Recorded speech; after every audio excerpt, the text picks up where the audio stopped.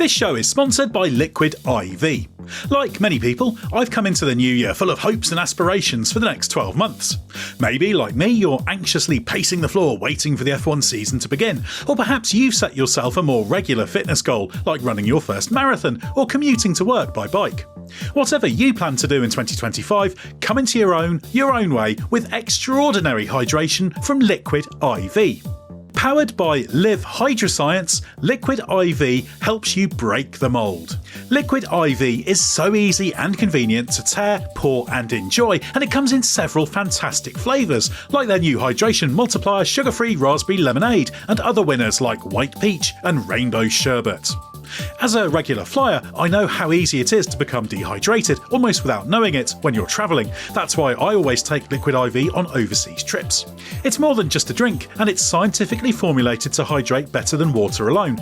Just one stick and 16 ounces of water provides 3 times the electrolytes of the leading sports drink, plus 8 essential vitamins and nutrients. And what's more, it's always non-GMO, vegan, gluten-free, dairy-free and soy-free. Embrace your ritual with extraordinary hydration from Liquid IV. Get 20% off your first order of Liquid IV when you go to liquidiv.com and use code THERACE at checkout. That's 20% off your first order when you shop Better Hydration today using promo code THERACE at liquidiv.com. As you've probably heard by now, we've teamed up with BetMGM this season. We'll be using BetMGM lines to make all of our picks, and we'll have special offers for our listeners each week. If you haven't signed up for BetMGM yet, use bonus code THEATHLETIC, and you'll get a 1-year subscription to The Athletic, plus up to a $1,500 first bet offer on your first wager with BetMGM. Here's how it works. Download the BetMGM app and sign up using bonus code THEATHLETIC. Make your first deposit of at least $10, place your first bet on any game, and claim your voucher for a 1-year subscription to The Athletic. See BetMGM.com for terms. U.S. promotional offers not available in D.C., Mississippi, New York, Nevada, Ontario, or Puerto Rico. Gambling problem? Call 1-800-GAMBLER. Available in the U.S. Call 877-8-HOPE-NY or text HOPE-NY 467-369 in New York. Call 1-800-NEXT-STEP in Arizona. 1-800-327-5050 in Massachusetts. 1-800-BETS-OFF in Iowa. 1-800-270-7117 for confidential help in Michigan. 1-800-981-0023 in Puerto Rico. First bet offer for new customers only in partnership with Kansas Crossing Casino and Hotel. Don't forget, if you haven't signed up for BetMGM yet, use bonus code THEATHLETIC and you'll get a 1-year subscription to The Athletic, plus up to a $1,500 first bet offer on your first wager. Now playing from Disney, the musical movie event of the year arrives in theaters. My name is Snow White. Flawless. Exquisite. Get tickets now. Waiting on a wish. Snow White will have you on your feet I think that's a wonderful idea. and cheering for more. I was thinking the same thing. Experience the magical story. Magic mirror on the wall. Who's the fairest one of all? Snow White. Disney's Snow White, rated PG. Now playing only in theaters. Parental guidance suggested. Tickets on sale now. The Athletic.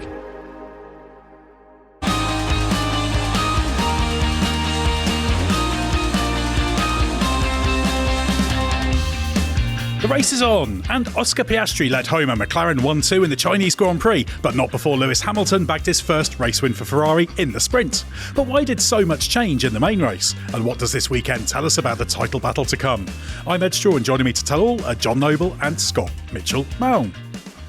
Well, John, we've just finished at the track, relatively late, had the disqualifications complicating matters. We'll get to those in a moment, but how was China for you this year? I've actually really enjoyed it. In the past, it's been a race that's got its hassles in terms of the visa and travel and a bit of chaos outside and facilities not working and internet being difficult and lots of aspects.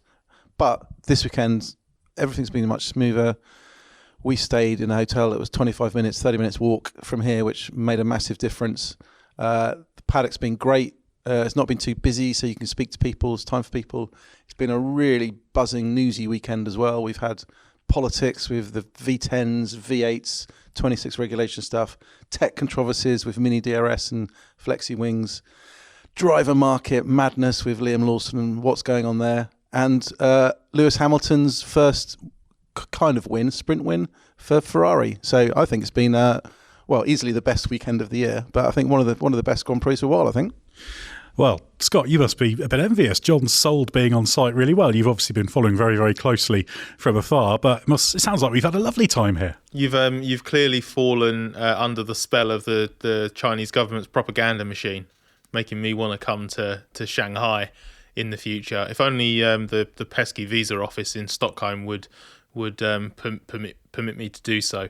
It has that does paint quite the image of actually being on site in China. I must admit, even working it remotely this weekend, the sort of the rhythm of the weekend has actually been really enjoyable, even by sprint weekend standards, which can, the sessions can really creep up on you. There's been so much going on, and it's just been really interesting day to day. So from a Grand Prix perspective, just specifically the race wasn't it wasn't a classic race by any means, but as an event as a whole, I've actually really enjoyed it. I think it's been quite a nice follow-up to Australia, and just layered in a few more fun details into the season on track and off it.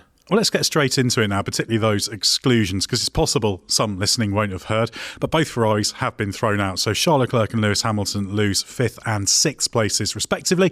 Pierre Gasly, who was 11th on the road, was also excluded for being underweight. So just to recap the new result, that means that Esteban Ocon was 5th, Kimi Antonelli 6th, Alex Albon 7th, Ollie Behrman 8th, Lance Stroll 9th, and Carlos Sainz 10th. So John, can you just recap and explain these exclusions? Yeah, so they fall into two camps, really. As Leclerc and Gasly are underweight, which is quite interesting because it's, it does prop up occasionally. And you go back to George Russell at Spa last year, car was underweight at the end of it. Now, in Ferrari's little statement tonight explaining how Charles Leclerc's car ended up 1 kilo underweight, it pointed towards tyre wear being the factor. It said that Charles was on a one-stop strategy today, and this meant his tyre wear was very high, causing the car to be underweight. Now, it's quite intriguing because a tyre normally kind of from zero wear to full wear would lose 1 kilo, which you can say is the distance, but then post-race you should be able to pick up marbles. You've got to take into account fuel. And also in the race, although it was a one-stop, actually the tyres were worn, from what I understand, the tyres were worn less today than they were yesterday when those mediums were taken to the end of their life in the sprint. So somewhere along the way, there's been a miscalculation in terms of the Ferrari weight. It's not just down to the tyre being unexpectedly 1 kilo less. But Pirelli have bagged up Leclerc's tyres tonight, and they've been flown back to Milan. They'll be weighed there, and over the next week, I expect we'll get a proper answer as to where the miscalculation came from.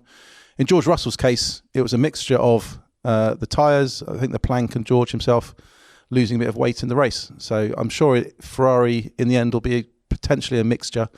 And probably the plank is a factor because that was what caused Lewis Hamilton's exclusion, which was that the plank had been worn away. Only marginally. We're talking, I think it was down to 8.4 and 8.6 millimetres. It's supposed to be 9, which is too much. And it's a technical breach and exclusion, basically. And I think both primarily could be related to the sprint race, because if we rewind to Austin 2 years ago, sprint race, teams hadn't got their setups right because you're kind of a bit more on the fly on a sprint race. Get your ride height wrong, plank gets worn down. I think it's a highlight of how on the edge these teams operate all the time, and you get it slightly wrong, you're out the window, you're out. And we should also note that Charles Leclerc had that front wing damage, but that wasn't a factor in being underweight because that is taken into account. You can weigh it with a kind of repaired car effectively, and that was still underweight, so it still shows they were the wrong side. I have to say, Scott, we've talked a lot about how impressive the Sir-era Ferrari has been generally, but this year's not actually started that impressively for them. I'm not talking about performance, but just in terms of that execution and, not getting both cars disqualified. It's really started badly this year. Yeah, it has. There's a few elements actually to Ferrari that are quite disappointing at the moment, and I think it falls quite a way short of the standard required for Ferrari first and foremost, but a team that has championship ambitions. You can say that that's very obvious to observe when they've just had 2 cars disqualified, but setting that aside, as much of a ridiculous anomaly as it is, to have 2 cars disqualified for different technical infringements is, I think, unprecedented in the modern era of Formula One. I think to have allowed that kind of misjudgment is really poor. When you layer on top of that on top of other issues, like we'll get onto it a bit later, communication problems, not necessarily in the car swap today between Hamilton and Leclerc, but just little things here and there where it just feels like the drivers aren't always getting the information that they need at different times. The fact that they... Hang on, Scott. Fred Vasseur was getting very angry about the interpretation of radio messages. You're not falling for FOM narratives, are you? I'm absolutely not. I'm on Vasseur's side when it comes to the way that the Leclerc-Hamilton radio swap was handled by FOM radio usage. But yeah, maybe save that for a little bit later on. It's more the specific interactions between, comments that lead to sort of slightly snarky driver replies or vice versa, and not getting the information that they need in certain moments. I think that could have been improved across both weekends. And where they are with the car setup, I've definitely said this in our own communications, but I'm not sure if I've said this on a podcast yet, but I get such Jekyll and Hyde vibes from this Ferrari, where when it's in its sweet spot, it's so good and it's so quick. But it has moments where it's hideous and really problematic and quite a nasty car to drive. And I feel like Ferrari has bounced in and out of its own performance window more than any other team over the first couple of weekends. So I think there are a lot of concerns for Ferrari. It's round 2 of a 24-round season, so the pre-season expectation and target of fighting for a championship or both championships might well still be entirely realistic, but it won't be if they continue to perform like this across the board. I think it's an organisation that overall has massively underachieved on the first 2 weekends. Yeah, I certainly very, very much agree with that one. We will come back to Ferrari and the performance of the weekend and Hamilton's win shortly, but we wanted to get the exclusions covered first. But yeah, it's a little bit of a surprise to see Ferrari. Disarray would be exaggerating it, but I'm disappointed it's not been quite the tight ship that it appeared to have become. Well, as always, we're going to ask the traditional question of how the race was won. But where is Mark Hughes, I hear you cry? Well, don't worry, Mark Hughes has been following very, very closely. So it's over to Mark to explain how the race was won and why it was a bit different to the sprint race. How was the race won? Well, it was won by Oscar Piastri's pace in qualifying, which gave him the pole position he needed to ensure he got clean air ahead of him. He needed to get quite aggressive with George Russell down the first turn, and thus compromise. Russell was also then passed by Lando Norris, putting McLaren 1-2 and in control of the race. But it turned out that clear air and track position were not as crucial as being expected because A, on the rubbered-in track of Sunday, the front tyres didn't grain the way they had on Saturday, and B, there was no strategic jeopardy because the robust tyres ensured it was an unambiguous one-stop race, which left McLaren to return to its natural place at the front, albeit not by the same performance margin as we saw in Melbourne. The only intrigue really was whether Norris had anything in his locker with which to attack Piastri, which he reckoned he had, and was much happier with the car on this track surface than that of Saturday, and he was saving his tyres ready for a late race attack on his teammate, one which was annulled, of course, by his brake problem, and it was all he could do to keep George Russell's Mercedes off his back by the final lap. As for where did the Ferrari sprint form go, well, on a green track of sprint qualifying, the Ferrari was super fast, in Lewis Hamilton's hands anyway, so he impressively took the pole, and this was gold dust for his prospects in the sprint race, as he was the only one in clear air on a day when everyone else's front tyres were tearing themselves to shreds. But was it really faster than McLaren in a sprint? We couldn't probably tell because McLaren's push run plan in SQ3 on a track which was getting faster disguised their true pace against the single attack laps of its rivals. Sector times suggest McLaren should have locked out the sprint front row, so Ferrari was kind of flattered on Saturday, and into Grand Prix qualifying as the track was rubbering in, and without any ambiguity about Q3 run plans, Oscar Piastri put McLaren back in front while George Russell found a chunk of time from his Mercedes after decoding the preparation lap conundrum. Ferrari wasn't actually significantly slower in Grand Prix qualifying than it had been in sprint qualifying, but everyone else had got quicker. And also, Ferrari had made some setup changes in the expectation of having to limit the front graining. This compromised a single lap pace, but were expected to help on race day. and they kind of work for Leclerc, but not for Hamilton. So in reality, Mercedes, Red Bull and Ferrari were very evenly matched throughout the weekend, and McLaren was in reality always the fastest. So I think it's just a few key decisions that Ferrari made in between the sprint and Grand Prix components of the weekend led it to fading. But the bigger thing was how McLaren had sort of underplayed its hand in sprint qualifying. Great stuff there, as always, from Mark. Now, Scott, obviously Oscar Piastri's third Grand Prix win. He took that big hit with the 9th place in Australia, but the victory in the 2nd place in the sprint that he got turned that 23-point deficit to Lando Norris to 10. Now, it's ridiculously early to be looking at points and the minutiae of those swings, but how important a statement of intent is this win, and also just making sure that he isn't at risk of just losing touch early on and being relegated to number 2 status? Yeah, well, that final point is actually why I think this point swing's really important for Piastri this early in the season, because it just stops Norris building momentum early. It stops him falling adrift points-wise. And as I'm sure we'll get into over the course of this season, we got into it a lot last year in Norris versus Max Verstappen. You know, we all come up with arbitrary points thresholds, don't we? But with the loss that Piastri had to Norris in round 1, it would only have taken 1 or 2 really bad rounds for him to suddenly find himself like 2 race wins adrift.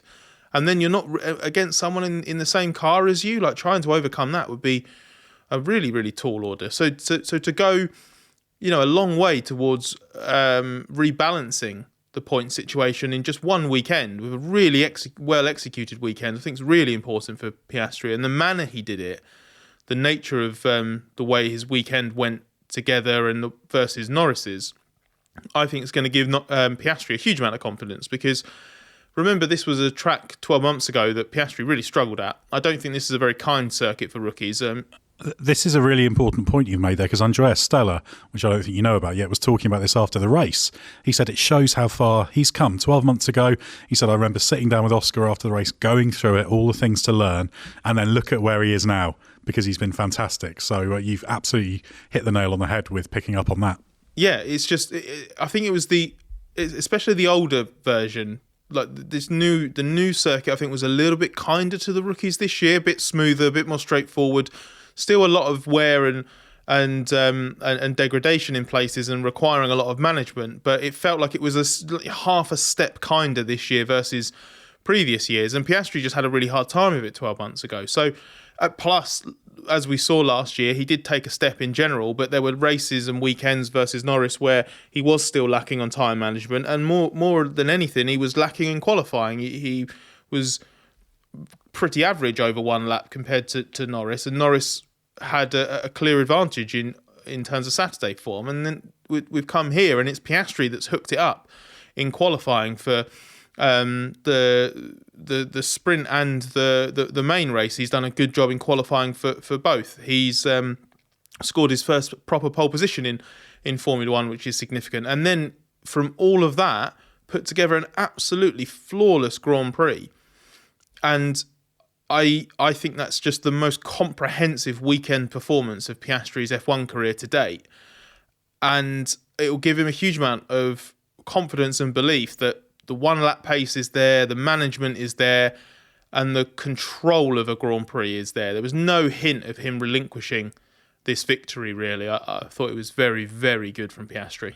Yeah, and he has been comprehensively the faster McLaren driver this weekend. Andrea Stella talked about the fact the car has got some limitations in behaviour. If Australia and the conditions there were kind of at the upper end of McLaren's advantage, this was at the lower end. They still had a few tenths in their pocket, but basically said that the tyre behaviour and the behaviour of the car was more of a penalty for Lando Norris. And I think that was particularly underlined by the hairpin, where Piastri was phenomenally quick, and on that qualifying lap he said he was 2 tenths down, thinking of aborting the lap, so he just sent it into the hairpin, but he got it stopped, got it through, made up the time, picked up even more time in the last corner, and he got pole position, whereas Norris has always been struggling in that regard. So really emphatic from Piastri. Does this convince you, John, that absolutely this is going to be Piastri versus Norris in the title fight? There may be others involved, but it's not just going to be defaulting to where we got at the back end of last year with Norris being the title shot. No, I think Piastri's made that step. This weekend was a weekend where easily the wobbles could have come in. He's talked talked pre-season when we went up to Silverstone for their launch that his problems being those weekends that don't start in the right way and the problems and doesn't recover. They'd come here off the back of Australia where he'd lost the points and the frustration boiling away from that. Sprint race wasn't ideal.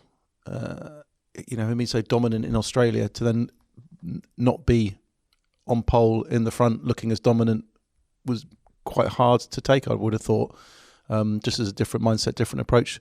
So I think he's there. There's no doubt he's there. He's got everything he showed today. He shows the ability to win many, many Grand Prix. But I still concur with what Fred Vasseur, told me on Thursday when we were chatting, that you've got to look at the final 4 dry races last year, when in a season that was very, very, very, very close, we had different winners all dominating on weekends. And I think we could be seeing that. And I think the margins are really, really small. If you hook these cars up, I think you can have sensational performance, as we saw with George Russell in qualifying, suddenly get the tyres into the window, banging on the front row, potentially on pole. If he had potentially been in front today, would the dirty air have helped him control it from the front and potentially even win? It's not beyond the realms of possibility. We saw yesterday Ferrari had the pace to win in the sprint race, better tyre deg. So I think this is going to be a season where the margins are very close, but we may have weekends where one team is in front and controlling it and in command, even if it potentially fluctuates. But I think there's no doubt McLaren at the moment are a step ahead of everybody, but not as much as we thought in Melbourne. Absolutely. And it's an interesting scenario coming back to Norris, because the sprint component of the weekend wasn't good for him. That mistake on the first lap of the race.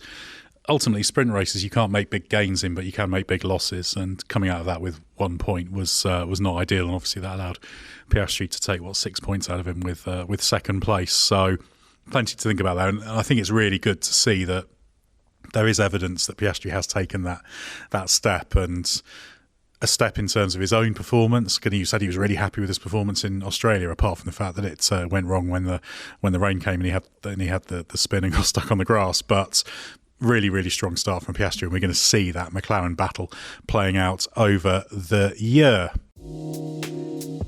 We'll get back to the podcast in a moment, but first, let me tell you about Grammarly. Your time and expertise are valuable, and with professionals spending nearly half the work week on written communication, focus is one of the most important things to have at work. With Grammarly as your AI writing partner, you can stay focused and get through your work faster with relevant, real-time suggestions wherever you write. As a journalist and podcast host, I'm constantly writing and rewriting copy and drawing up scripts. It's part of the job, and Grammarly helps make it faster with AI prompts, tone suggestions, and more. And what's more, you can enjoy it with peace of mind with Grammarly's enterprise-grade security and its business model that doesn't sell your data. Experience the gold standard of responsible AI with Grammarly, a tool that 93% of professionals report helps them get more work done. So what are you waiting for? Get more done with Grammarly. Download Grammarly free at grammarly.com/podcast. That's grammarly.com/podcast. How can you grow your business from idea to industry leader? Bring your vision to life with smart business buying tools and technology from Amazon Business. From fast, free shipping to in-depth buying insights and automated purchase approvals, we deliver everything you need to achieve your goals. It's not easy to stand out from the crowd. Simplify how you stock up to get ahead. Go to amazonbusiness.com for support. Today at T-Mobile, I'm joined by a special co-anchor. What up, everybody? It's your boy, Big Snoop Deal Double G. Snoop, where can people go to find great deals? Head to T-Mobile.com and get 4 iPhone 16s with Apple Intelligence on us, plus 4 lines for $25. That's quite a deal, Snoop. And when you switch to T-Mobile, you can save versus the other big guys' comparable plans plus streaming. Respect. We up out of here. See how you can save on wireless and streaming versus the other big guys at T-Mobile.com/switch. Apple Intelligence requires iOS 18.1 or later. Before we go on, I just wanted to give a shout out to our sponsor for this episode, Graham Budd Auctions. They're currently running their F1 Unleashed timed auction, which features over 200 items, including race-worn clothing and genuine F1 car parts used by all-time great champions. For example, there's the actual race boots worn by Ayrton Senna in the 1986 British Grand Prix at Brands Hatch.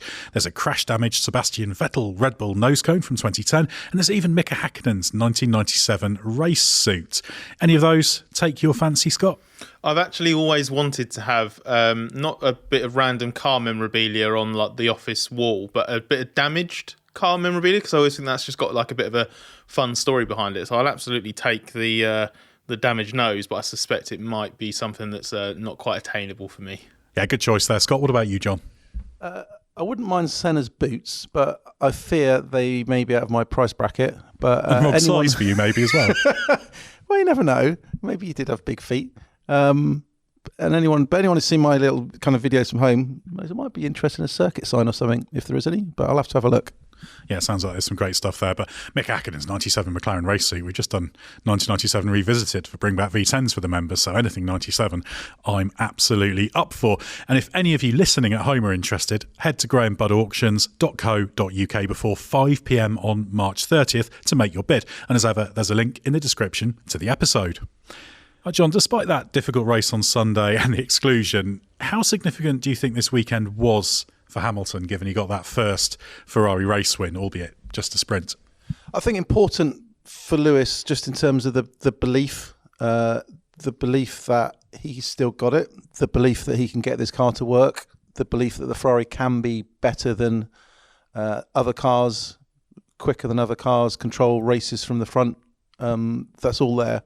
So I think it gives you a point of reference to know that it is possible, and because these things I think do matter. If it had been another difficult weekend for Lewis in terms of not lost with the car, but struggling with the car, it feeling completely different, not knowing the direction, being thrown in at the deep end like he was in Australia, and just coming out feeling that things didn't click, then I think these things start dragging on and it gets more and more difficult. But he'd arrived here with a bit of a new mindset, started pushing things kind of more in his direction. I think he talked about a setup he'd tried initially in Bahrain as they were running through different variations. So rather than relying on the team to give him everything, I think there was a bit more of a discussion about pushing things in a way he liked, which worked brilliantly for the sprint because that car was sensational, masterful control.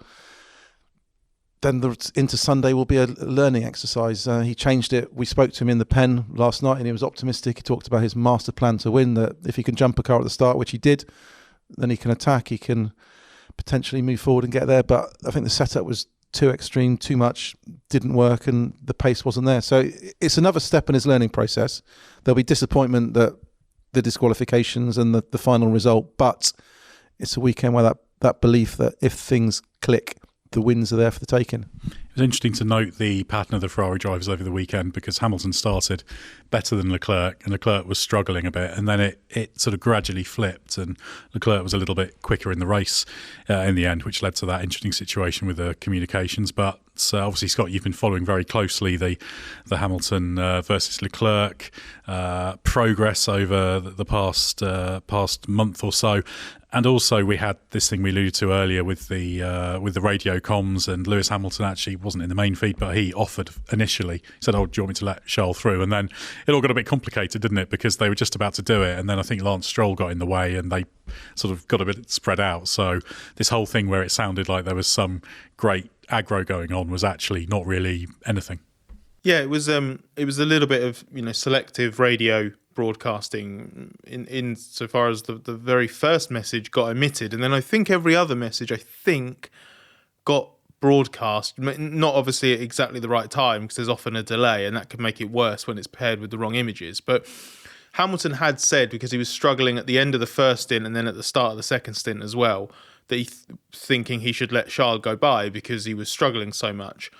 And he initially, the only response he got was to basically just manage the tyres more in high speed. And then Ferrari told him on to swap positions down into turn 14. But by that point, Hamilton was behind Stroll and passing and about to pass the Aston Martin into turn 14. So that didn't really work.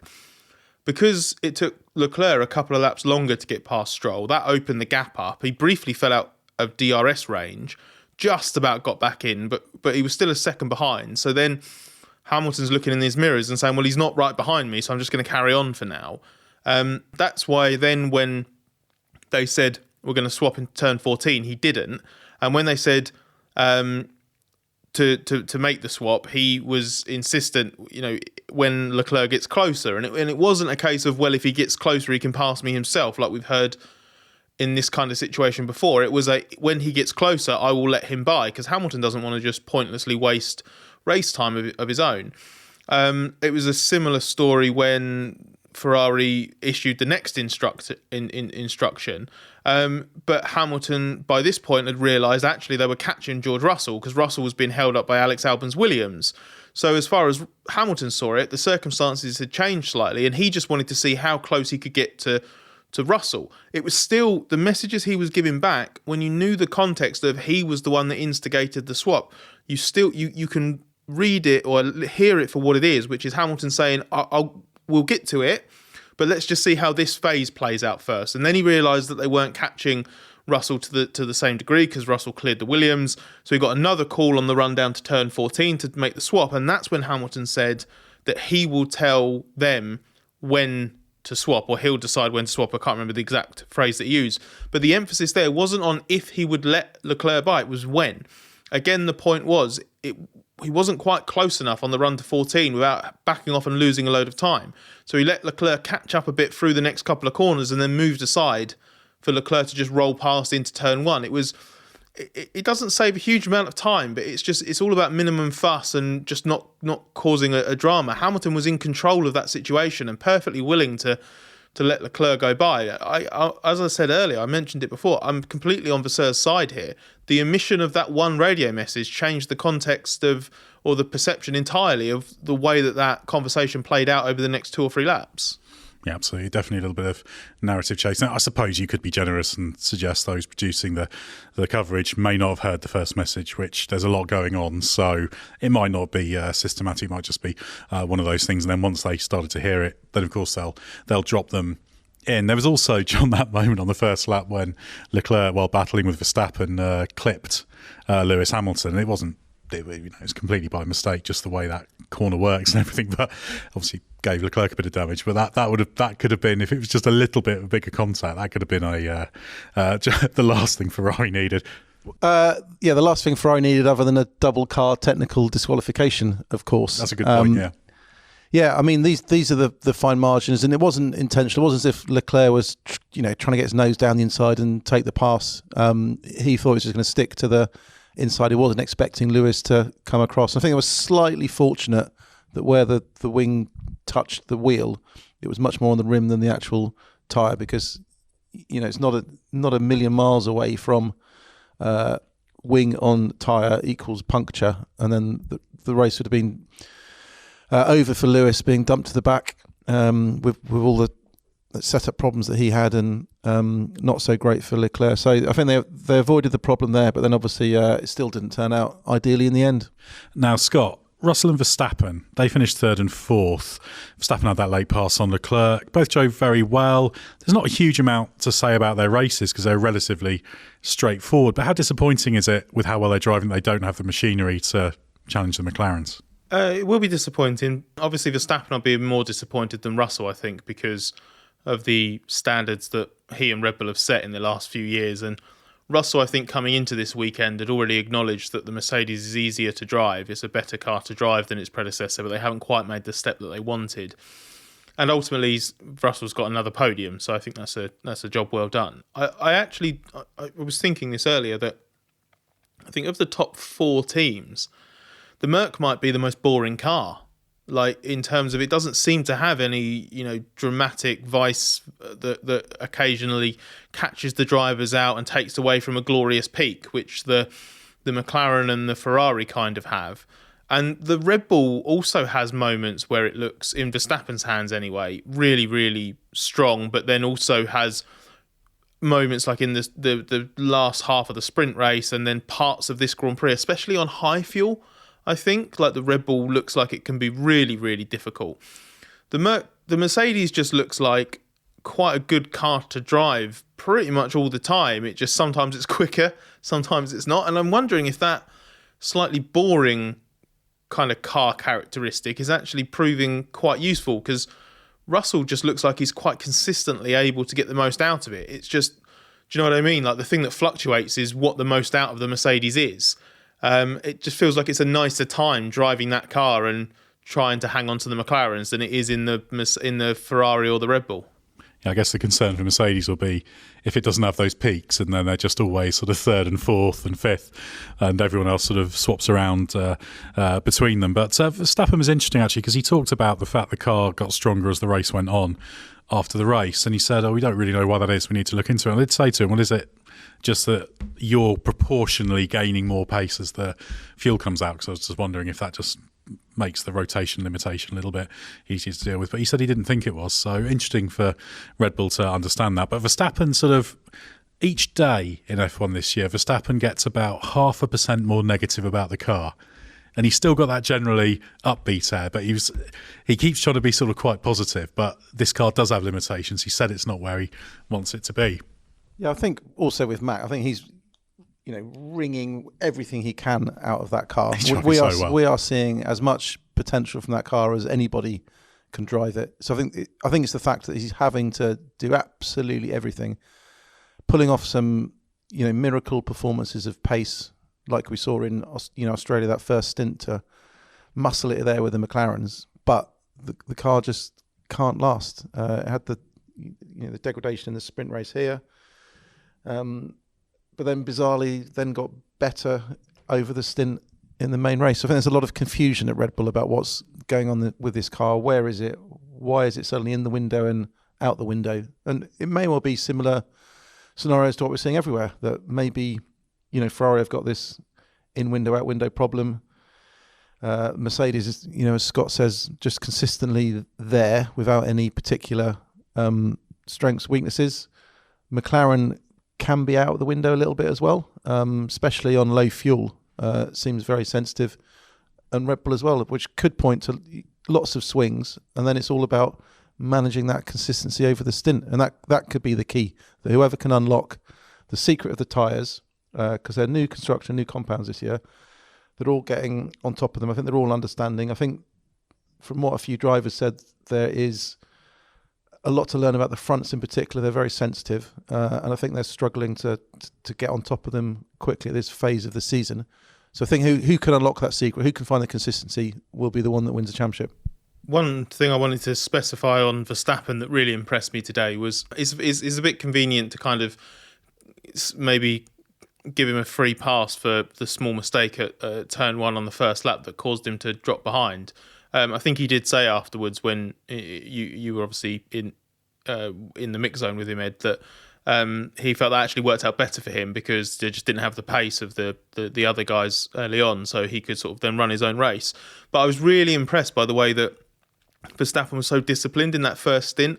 It felt very much like he had just dropped back to sort of 3 or 4 seconds behind and then was just kind of holding it there, because he'd fallen away so dramatically in the sprint race, I think, having hung on to Hamilton's Ferrari for as long as he did, or whatever it was, 10, 11 laps of the sprint, and then a real nosedive in performance. And it felt like that had been learned from, and Verstappen was like, the best thing I can do here is run my own race, manage the tyres the best I can, and sort of see what's there for me at the end.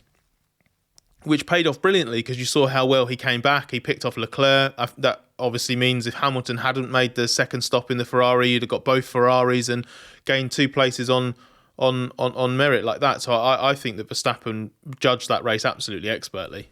Let's go to the other end of the Red Bull scale now, John, because Liam Lawson had a dismal weekend, struggled badly for pace, qualified at the back both for the sprint and the Grand Prix, couldn't even score in the race despite 3 drivers being thrown out.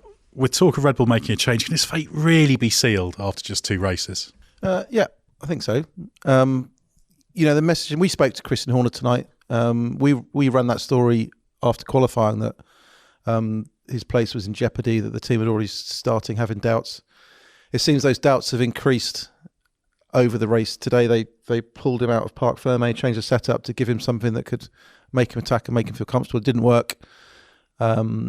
So there's already, rumours around the paddock that will it happen after Japan if he doesn't perform? Could they even do it before Japan?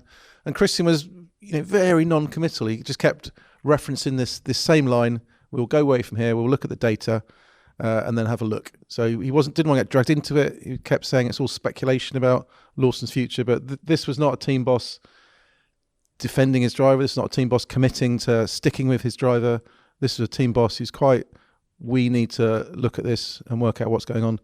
I think the stats of the worst start to a season for Red Bull driver, the fact he was 20th. This is a Red Bull car that Max Verstappen is hustling to still be in contention for the World Championship, because we can't say Max is out of it, because decent haul of points, still battling up there. He can't qualify 20th. He's in a Red Bull, so they need to improve. But I think they need to see something in the data that gives them the belief that there is some potential there.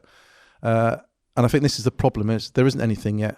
After Australia, they had that glimmer of hope that Christian Horner mentioned in that post-race press conference that Lawson got the second fastest lap, but didn't circumstantial. It was all to a circumstance and the dry track, and he had DRS, and Max didn't have DRS, and you could look on the traces and work out why it was so quick. So it was a ludicrous. It was an absolute grasping at the slightest thing excuse. But then if that's all they've got, if this is just the only potential glimmer of hope, is a circumstantial fastest lap in a wet dry race where not many drivers did a lot of fast laps, that's not a lot to go from. So I think they'll go away. They'll look at it calmly. They'll look through the data. They'll work out what is best for him. And I think there's also a factor of what's best for Lawson's head, basically, because is it fair to keep him in a scenario if they feel this is going to continue? Because he'll have the press on his back. He'll have the big pressure to perform.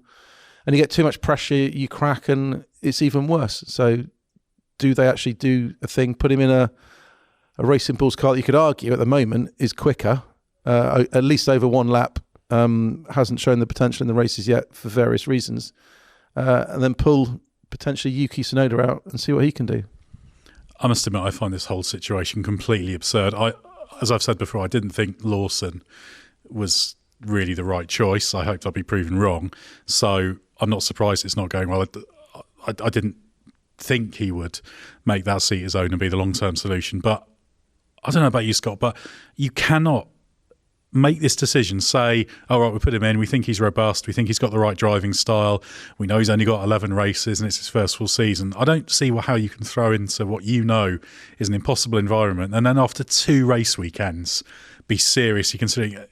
It just seems completely ridiculous. Okay, don't throw good money after bad, but this isn't a Liam Lawson problem, this is a Red Bull problem, and it's been going on ever since Daniel Ricciardo left. Just completely ridiculous. We can't sign Liam Lawson and then be surprised and annoyed that he's not Max Verstappen. That's not how it works. You've made a choice based on basically a punt, because Tsunoda was less of a gamble. Tsunoda was the relatively safe bet. At least with Tsunoda, you knew you had a driver that was experienced, that was that didn't have any big knowledge gap on circuits, that was in brilliant form.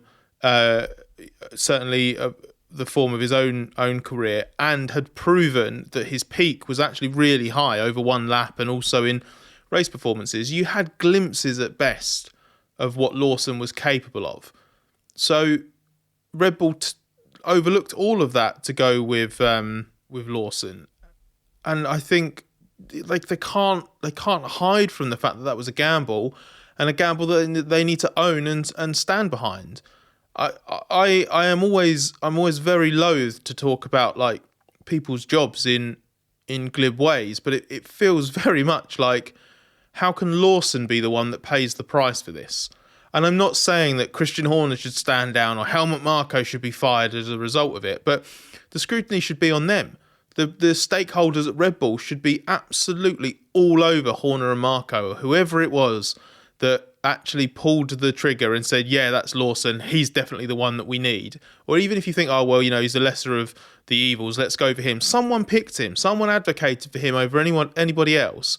And now 2 races in, they're doubting it and thinking, oh, maybe we need to go back on this. Whether he's... I really hope he isn't, because it would be ludicrous and it would be so unfair on him to drop him right now. But whether he's dropped for Japan or Saudi or 10 races time or whatever, it cannot just be that Lawson carries the can for a decision ultimately not of his making. They knew what they would get, that they were letting themselves into. This set of circumstances was so predictable that the car wouldn't actually have a great working window, that Verstappen would still be extracting ridiculous amounts out of it, and that a driver who'd only done 11 F1 races and had looked good but not special would turn out to not be special. Like, it was all entirely predictable. I can't believe that they're even remotely shocked by it. Like, of course, it's at the upper end of bad. Nobody expected it to be this bad. Lawson wouldn't have ever dreamed it could be this bad. Red Bull wouldn't have dreamed it'd be this bad. But the actual underlying circumstances of it were entirely predictable. Yeah, just a very self-inflicted wound, and interesting to see how that one evolves between now and Japan and what they decide to do. Let's move on to Haas now, Scott. Esteban Ocon and Ollie Behrman bagged a hatful of points for Haas in 5th and 8th. So Haas's troubles in Melbourne, all an illusion. Good season coming, everything fixed. It's a very, very good result for a team that openly admitted it seemed to be in crisis. They were absolutely baffled in Melbourne. They didn't come to China with particularly high hopes.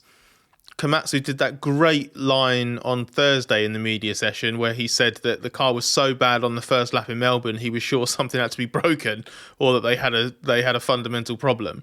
Now, obviously, it isn't quite as drastic as that, but at the same time, it's also not as good as this result made it look. I think this result is an enormous reward for a few things.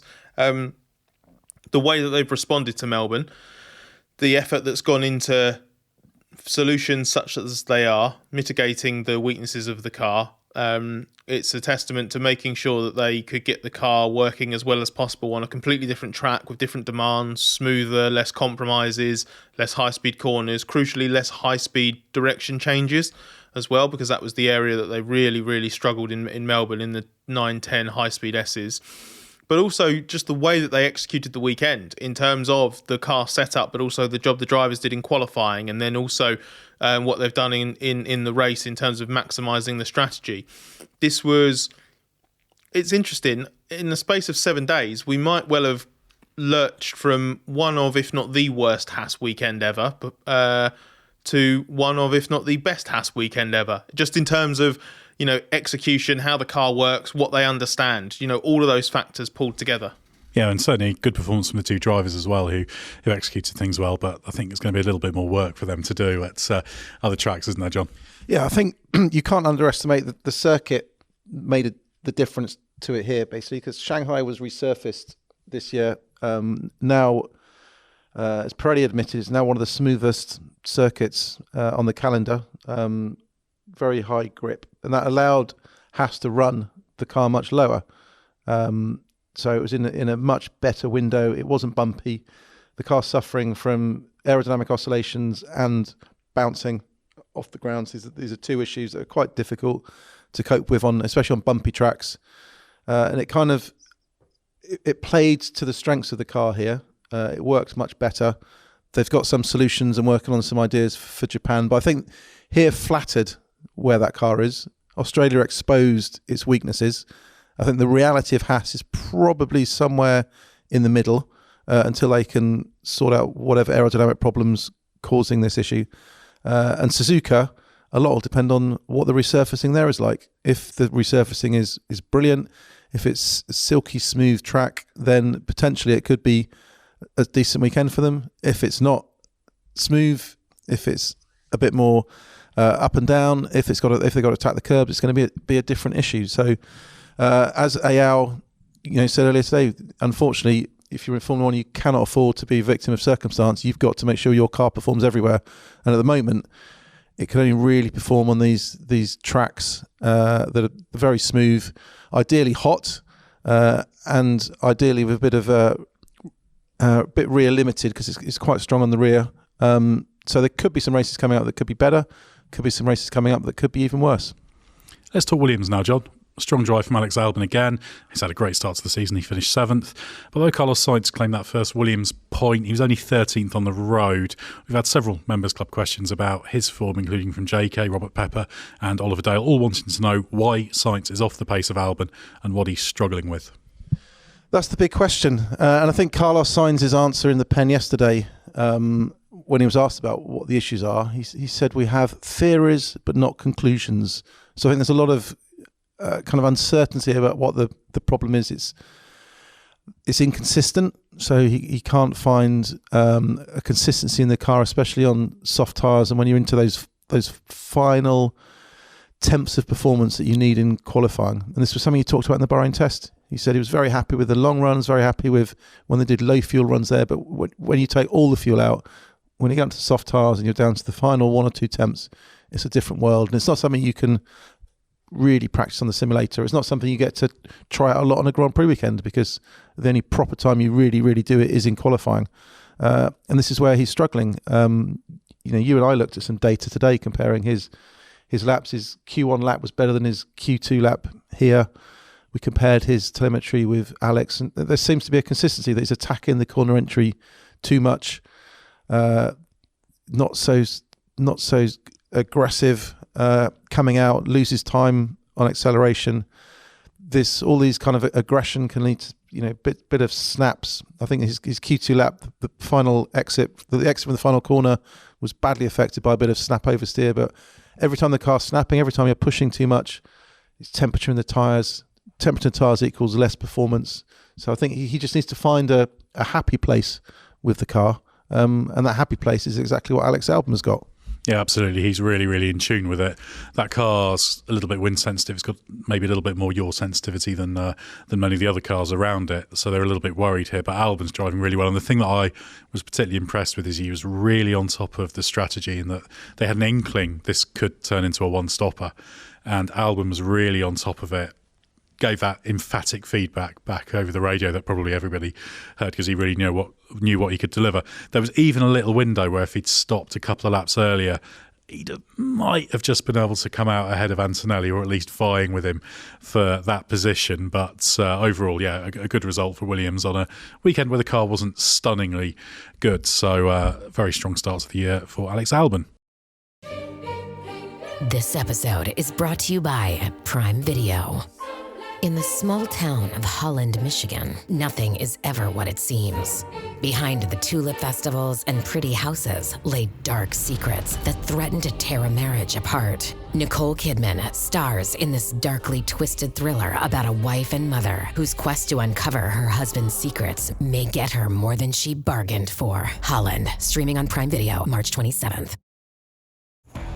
This episode is brought to you by Honda. Introducing the all-new, all-terrain Honda Passport Trail Sport, the most off-road capable Honda Passport Honda has ever dreamt up. The Passport features increased ground clearance, roof rails on all trims, and available specially developed all-terrain tires. And you'll stay comfortable with tri-zone climate control and available features like heated and ventilated front seats and a panoramic moonroof. Learn more at honda.com/passport.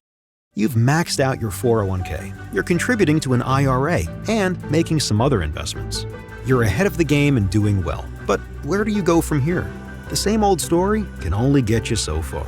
If you want a new take from a new type of financial professional, we invite you to get a fresh perspective beside an agent with the backing of New York Life. Insurance, investments, retirement, and more. Visit NYL.com to learn more. Investments are offered through registered representatives of NYLife Securities, LLC. Member FINRA SIPC, a New York Life company. As always, we'll devote the final part of the podcast to listener questions. We had loads of them, and unfortunately, we won't be able to get through all of them. If you're interested in joining the Race Members Club, click the link in the episode description or head to Patreon and search for The Race. You get all sorts of benefits, including our very popular exclusive videos that run on Patreon. Scott, a question here that's sort of an amalgamation of 4 from Dunkar Bertram, Juho Sten, Bert Bertson and Thomas Knights. Had Antonelli not been undercut, would he have had the raw pace to stick with the top 6? Are Mercedes going to be satisfied with him finishing 40 seconds off Russell? Why was he staring at the back of Esteban Ocon's car for most of the race? And has Antonelli been hampered by the sprint format? Well, the first and third part of that can be answered with the same thing, which is that he picked up floor damage on lap 1. It seemed that he drove over the end plate that Leclerc shed from his Ferrari, which means it's impossible to know whether he had the raw pace to stick with the top 6 because he had a damaged car, and the fact that he had a damaged car is probably why he couldn't make any progress when he was actually behind cars that he should have been quicker than. There was also a little bit of Antonelli getting stuck in the sprint race on Saturday, so I don't want to give him too much of a free pass. I think he was also just struggling in general with kind of managing the tyres when he was behind other cars, and this is a very easy race to end up just sort of stuck in a bit of a train. So that was difficult. I think that also probably gives him a bit of a free pass with Mercedes for being so far off Russell. The circumstances of his race were completely different. He was bottled up behind another car. He had some damage. We said earlier as well, maybe it was a bit easier this year, but it's not an easy track for a rookie. And then, into that final point about the sprint format, that also makes things harder. You can't really catch up over the course of the weekend. It's not a weekend where sort of iterative improvements are possible. I think a lot of the people that had a good weekend were people that started strongly in FP1, to be honest. Another rookie, for example, Isaac Hadjar, just looked really, really good from the very start. It just seemed to chime with this track really nicely. I don't think this was a great weekend for Antonelli, but I think it was one where he will hopefully have learned a lot. There'll certainly be a lot of data for him to go over. He himself admitted that he needs to sort of study and understand why he was struggling with the tyres so much, but that could very easily be explained by, you're stuck behind other cars and you had a bit of floor damage, so don't read too much into it. He hasn't got to where he is by being quite so laissez-faire about areas to improve, but it's probably a weekend for Antonelli that looks a little bit worse on paper than it actually was. Yeah, but the reverse of Australia, which on paper, certainly in the race results, looked a bit better than it was. So perhaps those two things balance each other out. Right, John, there was a huge amount of interest in Leclerc's pace despite that front wing damage sustained when he clipped Hamilton. So we've had questions from Michael Passingham, Elliot Davison, Oliver Dale, Chris Campbell, Lachlan Babbage, Ed Mars, Jake Nelson, Sean Murphy, Michael Sanderson, Anon MK, Harry, and many more. So to combine that into one Uber question, how was his pace so good? Does it show that end plates aren't doing that much or that Ferrari's design isn't working well? And could it be that it was the ultimate flexi wing that worked very effectively closer to the ground? I asked Leclerc this in the pen after the race. I said, why was your car so quick with a broken front wing? And he laughed and said it wasn't quick. So I think it was actually an illusion. I think it appeared quick for two factors. One, Lewis was struggling very badly with his setup. So the pair of them weren't... So Leclerc was in a happy place with his car. Lewis wasn't. Then you've got to add on top of that, this was a race of extreme tyre management. These cars weren't being pushed to the max. Drives were backing off a lot. So you weren't pushing the car where you'd require the 20, 30 points of downforce. It lost as much as you would normally if it had been a flat out race. So I think it was a combination of these two factors that came together that gave the illusion that it hadn't actually made a difference. Whereas according to Charles, it did make a difference, that this was the difference between him struggling to hang on to the coattails of the top three. And actually he felt that if the wing had been normal, based on his setup, based on the confidence he had in the car, based on how he felt he would have been on time management, he would have been in the mix at the front. He's not saying he would have won the race, but he thinks he would have been battling with the Mercedes and the McLarens right at the front. So I think from the outside, it looked much more impressive than it was. But I think it's a bit of an illusion to say that even with a broken wing, it was quicker. Next up, a question from Will Johnston that I'll take.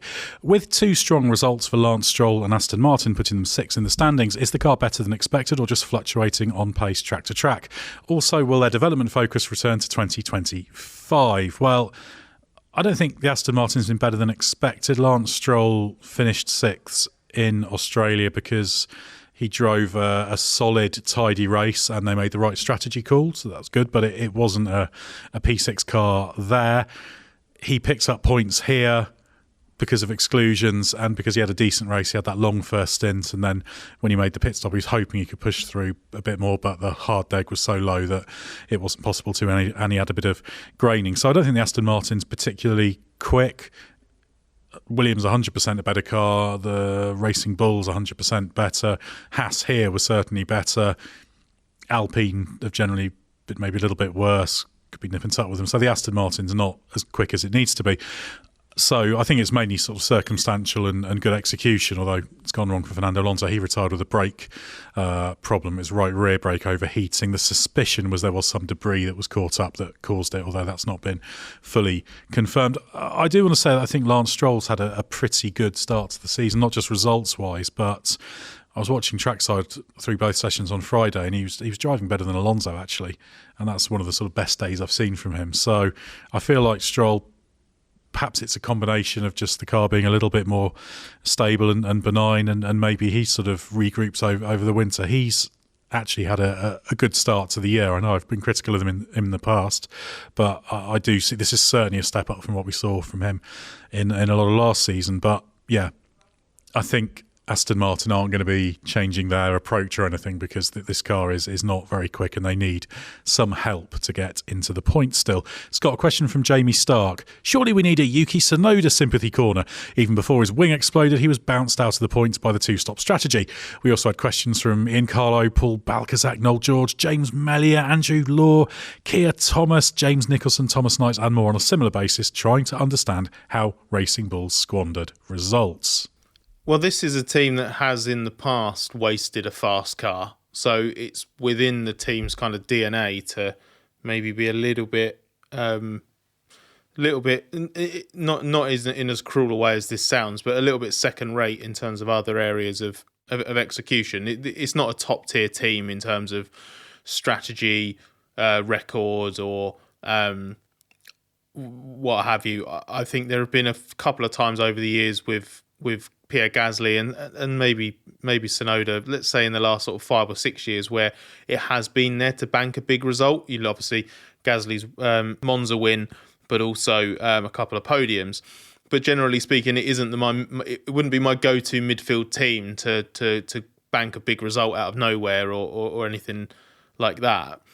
And I just think there are already signs this year of the worst of what that team's capable of. I think they are wasting a really fast car. You could argue that potentially it's a car that excels over one lap but has a problem in a race stint that means it can't do, the one stop that so many switched to or went for today, for example. But it just feels like they lock themselves into strange situations and they don't give themselves the flexibility required, or they're not capable of the flexibility required. It's quite strange. I don't know if there's anything either of you picked up on the ground that explains sort of the choices that they made today, for example, but it just feels like obviously they got caught out in the chaos in Australia, maybe overreaching. Here it just felt like they kind of just I don't know what the right word would be, but they just sort of defaulted themselves into throwing away a points finish or a chance of a points finish.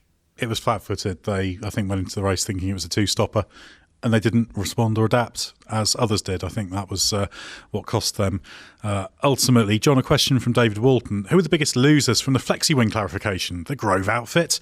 Enstone, I guess Williams are mentioned because of their SD card snafu in the start of the weekend, where they had the camera running, but they didn't realise they needed to put an SD card in it. They thought there was already one in there, but I don't think that points to any flexi-wing nonsense from them. But yeah, Enstone outfit, more interesting one on flexi wings. Yeah, the whole flexi wing is really interesting, because that's when we discussed this before the weekend. We said we're going to go into the weekend, everyone's going to deny they've had to make any changes, and sure enough, I mean, from what we understand, it was 4 teams have been involved in this: McLaren, Ferrari, Haas, Alpine.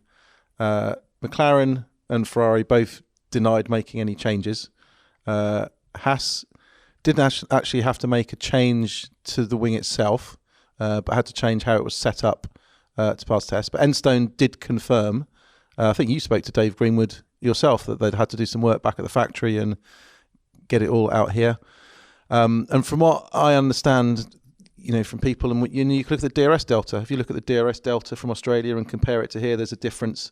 That Alpine were perhaps the team pushing the limits too much. No suggestion its car was illegal in Australia, but it seems things have been different here. It's coincided with a drop in performance.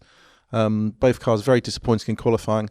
I think it's too early to be definitive and say the team fell back here because of the mini DRS controversy or whatever we want to call it.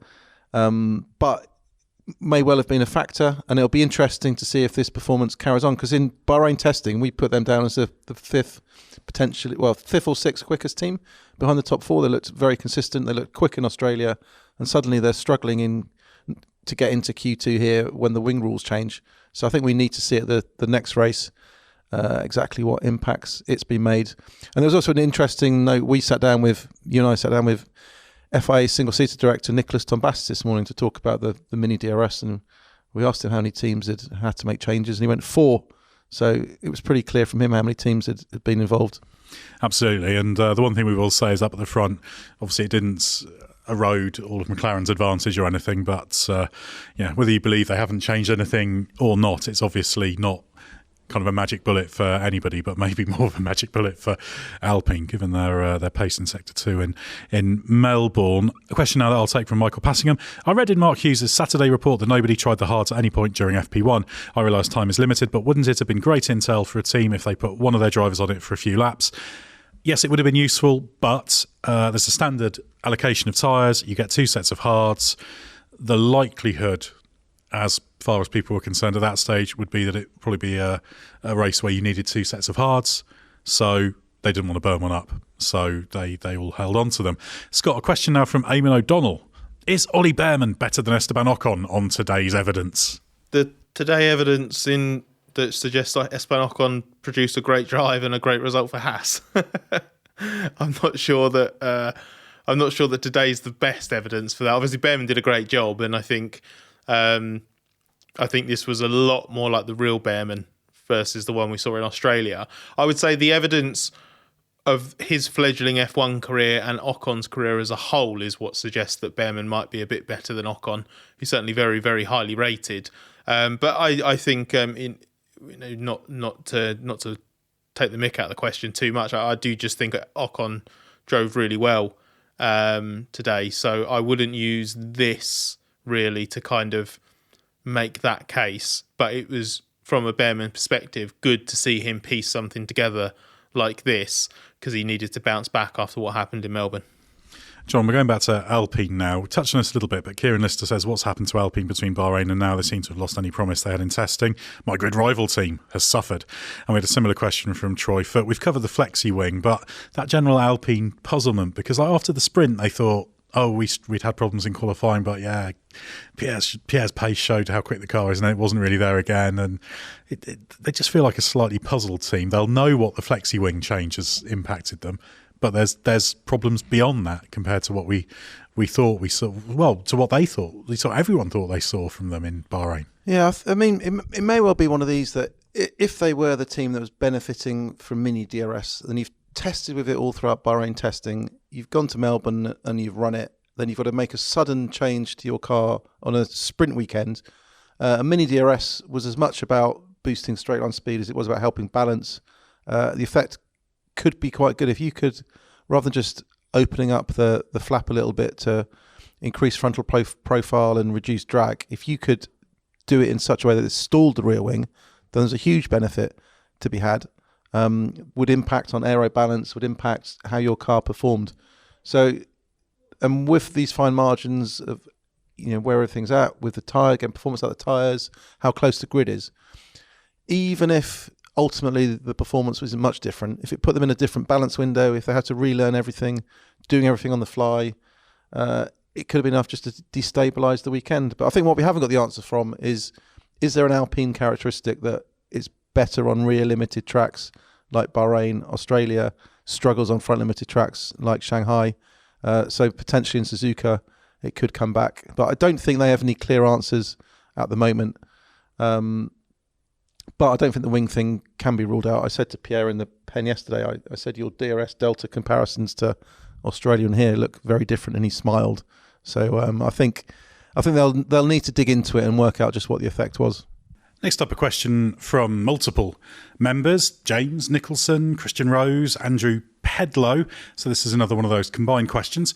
Was Norris's brake issue caused by following another car? Could anything have been done to avoid the issue? And could or should he have had a black and orange flag for the brake failure? Well, no, it wasn't caused by following another car in terms of overheating or anything like that.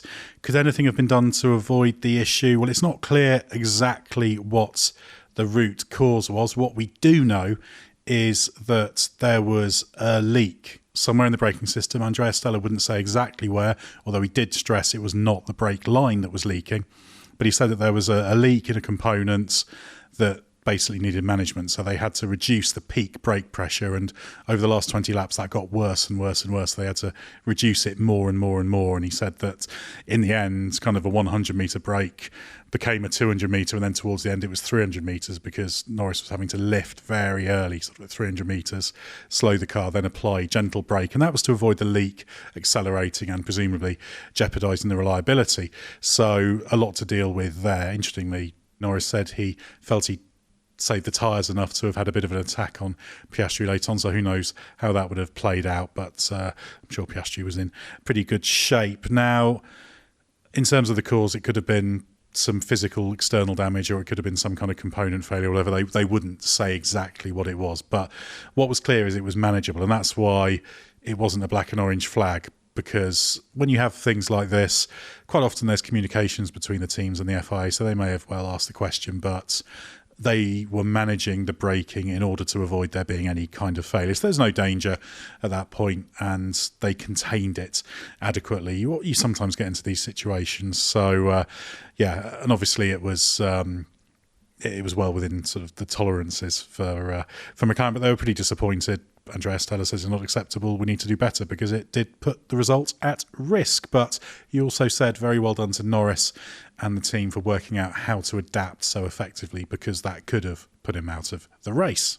Scott, Oscar Robledo asks, did the 10-second penalty imposed on Jack Doohan ruin any chance of Isaac Hadjar progressing any further up the order? If so, do the penalties imposed for forcing another car off the road and late moves in the braking zone befit the negative impact on other competitors' races?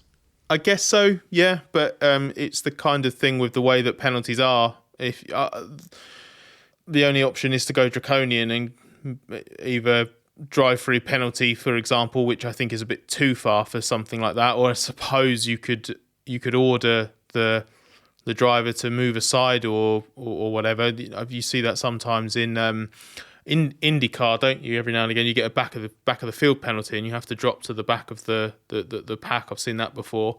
So I guess you could do something like that. The problem is that I think the purpose of it is to try and have a tangible impact on the driver transgressing's final result, because the problem with a time penalty is that you can also offset it.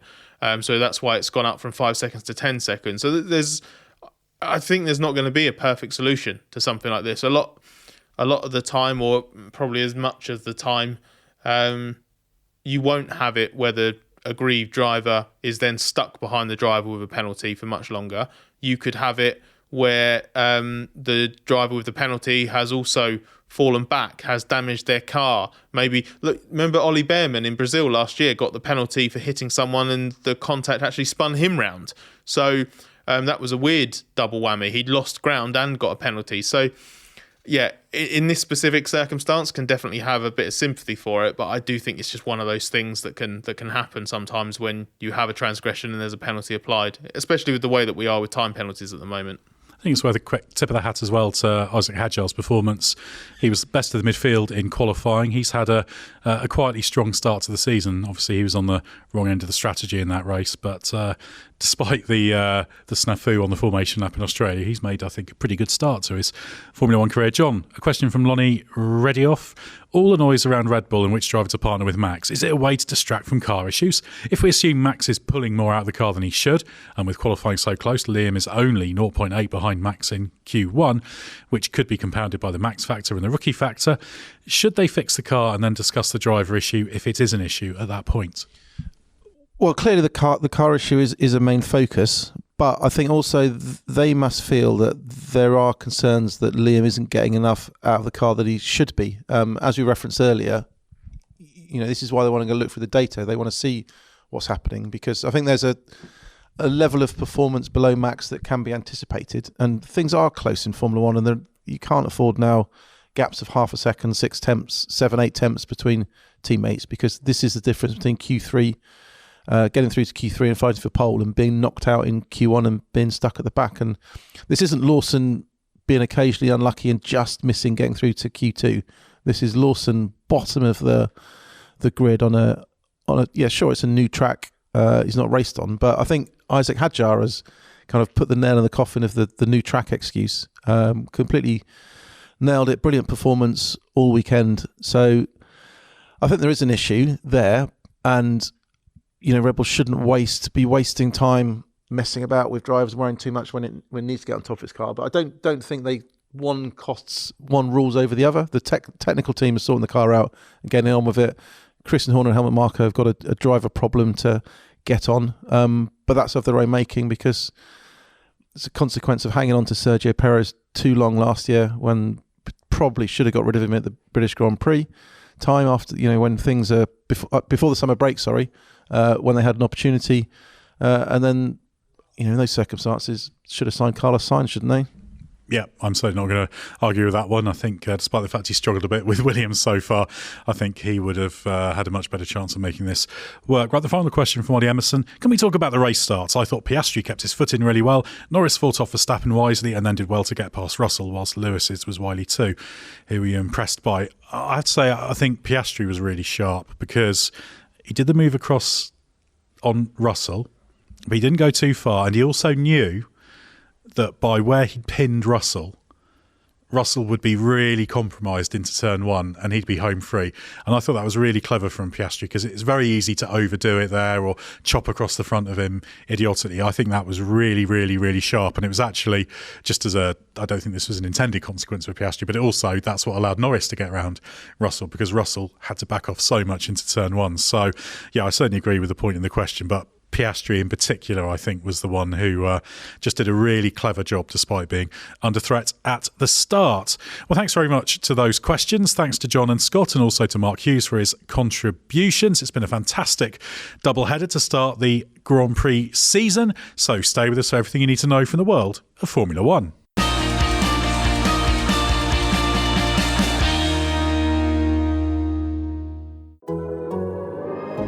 The Athletic. What up, y'all? Zena Kata here with a huge announcement. We're dropping a new show. No off-season, The Athletic Women's Basketball Show. Same place, same time, but we're bringing the heat with some brand new energy. Join myself, Ben, Chantel, and Sabrina as we give you an inside look at the game with candid conversations, in-depth analysis, and taking on the hottest topics around women's basketball. Plus, we're bringing in the biggest names in the game to weigh in on all the action. So mark your calendars, because no off-season, The Athletic Women's Basketball Show is launching Monday, March 17th, with fresh episodes every Tuesday and Friday. You can find us on Apple, Spotify, YouTube, or wherever you get your podcasts.